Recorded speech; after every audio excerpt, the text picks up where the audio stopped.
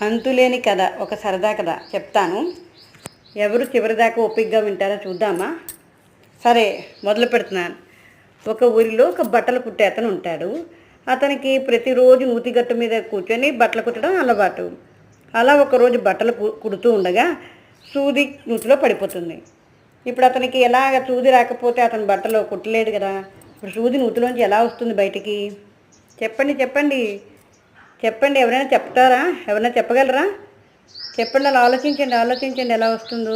మీరు అలా చెట్లు గట్లు చెట్టు కొమ్మలు చూస్తే వచ్చేస్తుందా?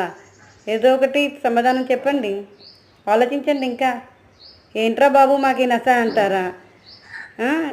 ఆలోచించండి, మరి ఎలా వస్తుంది? అలా అంటే వచ్చేస్తుందా? నస నస అనుకుంటే మరి ఎలా వస్తుంది? మొక్కలు చూస్తే వస్తుందా? ఎలా వస్తుంది చెప్పండి. చెప్పలేరా? సరే, నేనే చెప్పేస్తాను. ఎలా కూడా రాదండి. ఎలా వస్తుంది చూద్ది, అంత చిన్నది. పిల్లలతో ఇలా సరదా ఆడుకోవడమే. బాగుందా కదా? నచ్చితే